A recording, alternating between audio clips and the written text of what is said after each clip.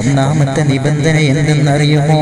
എന്നെ വിവാഹം ചെയ്യാൻ ആഗ്രഹിക്കുന്നവർ 1000 ദാസന്മാരെയും 1000 ദാസിമാരെയും എനിക്ക് സമ്മാനമായി നൽകണം. രണ്ടാമത്തെ നിബന്ധന എന്തെന്നറിയുമോ? എന്നെ വിവാഹം ചെയ്യാൻ ആഗ്രഹിക്കുന്നവർ 1000 സ്വർണ്ണ നാണയം എനിക്ക് സമ്മാനമായി നൽകണം. അപ്പോൾ അബ്ദുറഹ്മാൻ ബിൻ മുൽജം മറുപടി പറയുകയാണ്, ഇതിൽ കൂടുതൽ നൽകാനും ഞാൻ തയ്യാറാണ്. മൂന്നാമത്തെ നിബന്ധന എന്താണ്? മൂന്നാമത്തെ നിബന്ധന പറയുമോ? അവൾ അബ്ദുറഹ്മാൻ ബിൻ മുൽജമിനെ തന്നിലേക്ക് വശീകരിക്കുകയാണ്.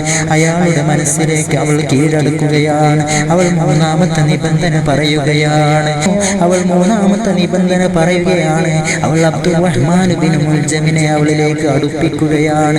അയാളെ ഗാഠമായെന്ന് പുണരുകയാണ്. അയാളെ കെട്ടിപ്പുണർന്ന് ചുംബിക്കുകയാണ്. എന്നിട്ട് അവൾ മൂന്നാമത്തെ നിബന്ധന പറയുകയാണ്. അവൾ കേണപേക്ഷിക്കുകയാണ്, എൻ്റെ പ്രാണനാഥ, ഞാൻ അങ്ങേക്കൊരു വാൾ തരാം. അതുകൊണ്ട് ഖലീഫ അലി ഇബ്നു അബീ ത്വാലിബ് റളിയല്ലാഹു തആല അൻഹുവിനെ വകവരുത്തണം. അലി റളിയല്ലാഹു അൻഹുവിനെ വധിക്കണം. അല്ലാഹുവിന്റെ റസൂലിന്റെ പ്രിയപുത്രി ഫാത്തിമ ബീവിയുടെ പ്രിയ ഭർത്താവിനെ വധിക്കണം. ഹുസൈൻ റളിയല്ലാഹു ഹസൻ റളിയല്ലാഹു അൻഹും ഇവരുടെ പിതാവിനെ വധിക്കണം. ഖുലഫാഉർ റാഷിദീങ്ങളിൽ 4-മനെ വധിക്കണം. അബൂ ത്വാലിബിന്റെ പ്രിയപുത്രനെ വധിക്കണം. ഇത് കേട്ടതും അബ്ദുറഹ്മാൻ ബിൻ മുൽജം ഞെട്ടിത്തരിച്ചു പോയി. അതുവരെ സന്തോഷവാനായിരുന്ന അദ്ദേഹം പെട്ടെന്ന് കോപിതനായി കാണപ്പെടുകയാണ്. അബ്ദുറഹ്മാൻ ബിൻ മുൽജം അലറുകയാണ്, എടീ ശപിക്കപ്പെട്ടവളെ ഖത്താമി, മൃഗങ്ങൾക്ക് പോലും മനസ്സ് വരാത്ത കാര്യമാണല്ലോ നീ കൽപ്പിക്കുന്നത്. നീ ശപിക്കപ്പെട്ടവളാണ്. അലി റളിയല്ലാഹു തആല അൻഹു ആരെന്നറിയുമോ?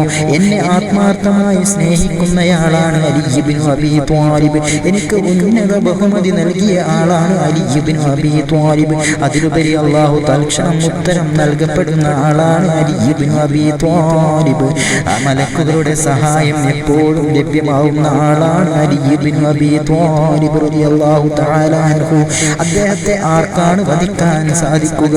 കുറച്ചു നിമിഷങ്ങൾക്ക് ശേഷം ഖത്താമി അബ്ദുറഹ്മാൻ ബിൻ മുൽജമിനെ കയ്യിൽ പിടിച്ച് അകത്തേക്ക് കൂട്ടിക്കൊണ്ടു പോവുകയാണ്.